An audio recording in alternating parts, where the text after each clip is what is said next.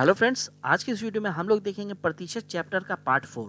आज की इस वीडियो में हम लोग का टॉपिक क्या होगा कि परीक्षा में प्राप्त किए गए अंकों के कैलकुलेशन से संबंधित जितने भी प्रश्न होंगे सारे प्रश्न को यहाँ हम कवर करेंगे। तो वीडियो आप शुरू से लेकर लास्ट तक जरूर देखें और 3 पार्ट पहले ही हमने अपलोड किया है, लिंक डिस्क्रिप्शन में, आप तीनों पार्ट के वीडियो भी देख सकते हैं। तो बिल्कुल भी टाइम को वेस्ट नहीं करते हुए चलिए शुरू करते हैं आज के वीडियो। देखिए, पहला प्रश्न आपके सामने है और यहाँ कहा जा रहा है कि एक उम्मीदवार को पास होने के लिए कुल अंकों का 40% अंक चाहिए, पर उसे 180 अंक मिलते हैं और 180 अंक कम रह जाते हैं। तो कुल अंक कितने हैं? तो चलिए क्वेश्चन को सॉल्व करते हैं। हमें तो यहाँ पर टोटल नंबर बताना है कि एग्जाम टोटल कितने नंबर का था। और क्वेश्चन में कहा जा रहा है कि एक उम्मीदवार को पास होने के लिए कितना अंक चाहिए? 40% अंक चाहिए, जिससे वो पास हो जाएगा। वो आदमी कितना नंबर ला रहा है? 180 नंबर वो ला रहा है, ठीक है, जिससे वो फेल हो जाता है। कह रहा है क्वेश्चन में कि 180 नंबर और वो ले आता तो वो पास हो जाता, यानी कि 180 नंबर और इसमें हम जोड़ देंगे तो 360 होता। पास होने के लिए कितना चाहिए? 40% अंक चाहिए, यानी कि ये जो 360 है ये क्या है? ये है 40%। ठीक है, ये है 40%। क्वेश्चन में क्या निकालना है? कुल अंक कितने हैं? तो 100 से गुना कर देंगे हम टोटल के लिए।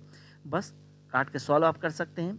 हम काटेंगे इसे, 0 0 कट जाएगा, ये 36 4 से कटेगा 9 बार में, 9 को 100 से गुना करेंगे तो यहाँ 900 आ जाएगा आपका क्वेश्चन का आंसर। यानी टोटल मार्क्स कितने का था? 900 नंबर का था। ऑप्शन नंबर डी में है। अब देखिए दूसरा प्रश्न आपके सामने है। यहाँ कहा जा रहा है कि एक उम्मीदवार को 30% अंक मिले, पर वह 50 अंक से पीछे रह गया, लेकिन दूसरे उम्मीदवार को 45% अंक मिले और उसे उत्तीर्ण होने के लिए जितने अंक चाहिए थे उससे 25 अंक ज़्यादा मिले। तो उत्तीर्ण होने के लिए आवश्यक अंक बताइए। तो चलिए क्वेश्चन को सॉल्व करते हैं। हमें क्या बताना है कि पास मार्क्स कितना है, यानी उत्तीर्ण होने के लिए कितना नंबर चाहिए।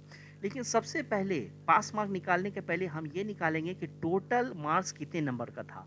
तो टोटल मार्क्स हम निकालेंगे। कैसे टोटल मार्क्स निकलेगा? देखें, सबसे पहले तो क्या कहा जा रहा है क्वेश्चन में कि एक उम्मीदवार को 30% अंक वो मिल रहा है, जिससे वो क्या हो रहा है कि 50 अंक कम रह रहा है उसे पास होने के लिए।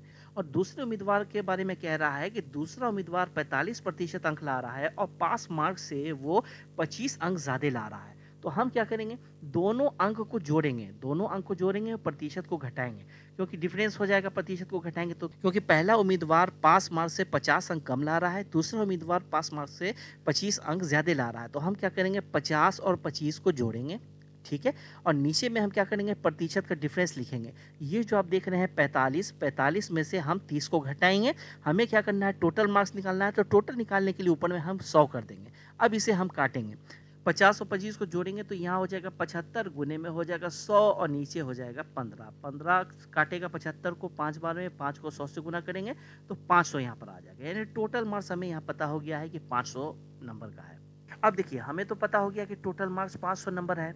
अब यहाँ पर हमें बताना था कि उत्तीर्ण होने के लिए कितने अंक चाहिए। तो हम पहले उम्मीदवार से भी निकाल सकते हैं और हम दूसरे उम्मीदवार से भी निकाल सकते हैं।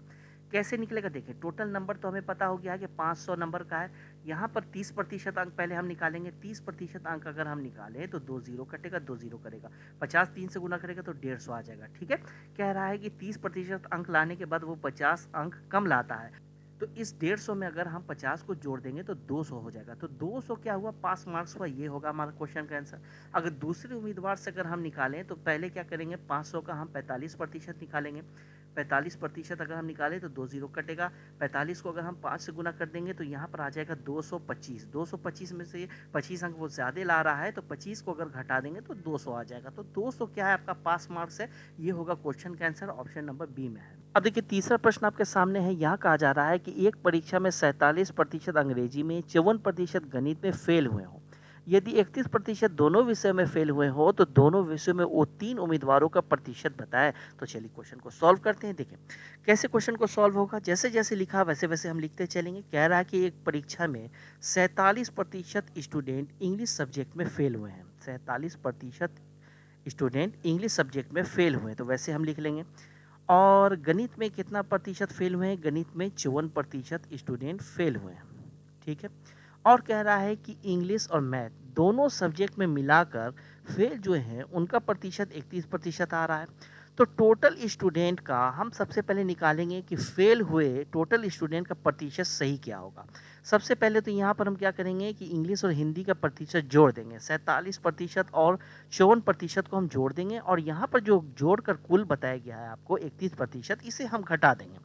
इसे घटा देंगे तो यहाँ पर 54 और 47 को जोड़ेंगे तो 101 आ जाएगा, -31 करेंगे तो यहाँ पर आ जाएगा 70%। तो 70% ऐसे स्टूडेंट हैं जो दोनों विषयों में फेल हुए। बताना क्या था कि दोनों विषयों में पास हुए उम्मीदवारों का प्रतिशत बताइए। तो यहाँ पर तो 100% होता है, तो कुल 100% में से 70 तो फेल हो गए हैं, तो बच कितना रहा 30%।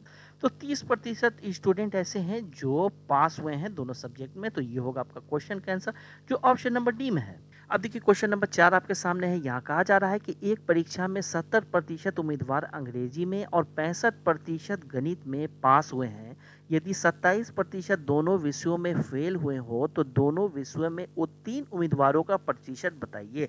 तो चलिए क्वेश्चन को सॉल्व करते हैं। देखिए क्वेश्चन में कहा जा रहा है कि 70% उम्मीदवार अंग्रेजी विषय में पास हुए हैं, यानी इंग्लिश में पास होने वाले स्टूडेंट का प्रतिशत है 70। और क्वेश्चन में है कि 65% गणित में पास हुए हैं, यानी मैथ में पास हुए हैं 65%। और देखें क्वेश्चन में दिया हुआ है कि दोनों विषयों में फेल हुए स्टूडेंट का प्रतिशत, यहाँ पर पास का नहीं है फेल का है। तो इंग्लिश और मैथ दोनों का प्रतिशत कितना दिया हुआ है 27% ऐसे हैं जो फेल हुए हैं। अब इस क्वेश्चन को हम कैसे सॉल्व करेंगे, पास पास यहाँ तो फेल आ गया है, हमें क्या करना होगा, यहाँ जो टोटल इंग्लिश और मैथ का जो फेल दिया हुआ है इन दोनों को भी हम फेल में चेंज कर लेंगे। जैसे मान लिया जाए कि 70% इंग्लिश में जब पास हुए हैं तो 30% तो ऐसे होंगे जो फेल हुए हों, 30% फेल हुए हों। और यहाँ पर आप देख रहे हैं कि 65% जब मैथ में यानी गणित में पास हुए हैं तो फेल कितने हुए होंगे, फेल हुए होंगे 35%। ठीक है। और यहाँ पर दोनों विषयों में फेल का आपको दिया हुआ है 27%। ठीक है। अब यहाँ पर फेल हुए स्टूडेंट का प्रतिशत हम आसानी से निकाल सकते हैं। इन दोनों को तो हम जोड़ेंगे, फेल को यहाँ पर जोड़ेंगे 30 और 35 को तो आ जाएगा आपको 65 में से हम ये 27 घटा देंगे। 27 अगर घटेगा तो ये 15 हो जाएगा, यहाँ आ जाएगा 8 और यहाँ 5 में से 2 जाएगा तो यहाँ हो जाएगा 3। यह 38% आया फेल का, यानी 38% ऐसे स्टूडेंट हैं जो फेल हुए हों। क्वेश्चन में पूछ रहा है क्या, दोनों विषयों में उत्तीर्ण वाले का पूछ रहा है। तो 100 में से हम क्या करेंगे कि 38 को घटा लेंगे, 100 में से 38 घटा लेंगे तो यहाँ आएगा 62%। तो 62% ऐसे स्टूडेंट हैं जो पास हुए हैं दोनों सब्जेक्ट में। ये हो जाएगा क्वेश्चन का आंसर जो ऑप्शन नंबर बी में है। अब देखिए क्वेश्चन नंबर 5 आपके सामने है। यहाँ कहा जा रहा है कि एक उम्मीदवार को परीक्षा में 43% अंक मिले जो पास होने के लिए आवश्यक अंकों से 8 अंक ज्यादा थे। दूसरे उम्मीदवार को 29% अंक मिले जो 6 अंक से फेल हो गया है। तो परीक्षा में अधिकतम अंक कितने हैं। तो चलिए क्वेश्चन को सॉल्व करते हैं। इस टाइप का प्रश्न हमने इसके पहले भी अभी सॉल्व किया था, हमने आपको ट्रिक बताया था कैसे सॉल्व होगा। टोटल नंबर आपको बताना होगा एग्जाम में टोटल नंबर कितना था।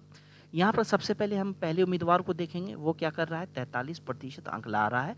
पास होने के लिए जितना मार्क्स चाहिए उससे 8 अंक ज़्यादा हो जाता है। 29% अगर अंक ला रहा है तो पास होने के लिए जितना भी अंक चाहिए उससे 6 अंक कम रह जाता है। सबसे पहले दोनों के अंक को हम जोड़ देंगे, 8 और 6, 8 और 6 को हम यहाँ पर जोड़ देंगे और नीचे में हम क्या करेंगे, दोनों का प्रतिशत को घटा के लिखेंगे तो 43 और माइनस लिखेंगे हम 29 और हमें टोटल मार्क्स चाहिए इसलिए गुने में हम 100 लिख देंगे। ठीक है। 8 और 6 को जोड़ेंगे तो 14 हो जाएगा, गुने में 100 हो जाएगा, नीचे में क्या होगा 43 में से 29 जाएगा तो 14 हो जाएगा, यहाँ पर 14 कट जाएगा, बचेगा 100। यानी कि अधिकतम अंक कितना था 100 मार्क्स का था एग्जाम। तो ये हो जाएगा आपका क्वेश्चन का आंसर। आप ऑप्शन में देखिए, ऑप्शन नंबर सी में है। अब देखिए क्वेश्चन नंबर 6 आपके सामने है। यहाँ कहा जा रहा है कि एक परीक्षा में प्रथम प्रश्न पत्र में एक छात्र ने 180 में से 30% अंक प्राप्त किए। इन परीक्षा के दूसरे प्रश्न पत्र में उसे 150 में से कितने प्रतिशत अंक लेने होंगे जिससे दोनों प्रश्न पत्रों में उसे 50% अंक प्राप्त हो। तो चलिए क्वेश्चन को सॉल्व करते हैं। देखिए क्वेश्चन में कहने का मतलब है कि 2 प्रश्न पत्र हैं। ठीक है, 2 प्रश्न पत्र हैं। एक ठो तो है कितने नंबर का, 101 ठो है 180 नंबर का, दूसरा आपको है 150 नंबर का। दोनों को पहले हम जोड़ेंगे तो आ जाएगा 330। ठीक है, कह रहा है कि कितने अंक प्राप्त करने होंगे कि 50% दोनों मिलाकर आपको नंबर चाहिए। तो यहाँ पर 330 आया, 50% का मतलब है कि आधा, तो हम आधा अगर कर देंगे तो ये आ जाएगा 165, यानी दोनों विषयों को मिलाकर उसे 165 नंबर चाहिए। ठीक है, पहले प्रश्न पत्र की बात वहाँ यहाँ पर वो लिख रहा है कि 180 में से 30% वो अंक ला रहा है। तो 180 का हम 30% निकालेंगे तो 20 कट जाएगा, 18 3 से गुना करेगा तो यहाँ आ जाएगा 54। ठीक है, 54 आ गया है। टोटल हमें कितना चाहिए 165 नंबर चाहिए। तो यहाँ पर हम 54 को घटा लेंगे, 5 में से 4 जाएगा 1 हो जाएगा और यहाँ पर 16 में से 5 जाएगा तो यहाँ पर हो जाएगा 11, 111 आया। ठीक है, 111 आया। तो यानी कि हमें क्या करना होगा कि 111 लाना होगा 150 में से। तो प्रतिशत में बताना है तो कितना प्रतिशत हो जाएगा, देखें 111 हम लिखेंगे, गुना करेंगे 100, नीचे लिखेंगे हम 150। 50 से काटेंगे, ये जाएगा 2 बार में, ये जाएगा 3 बार में।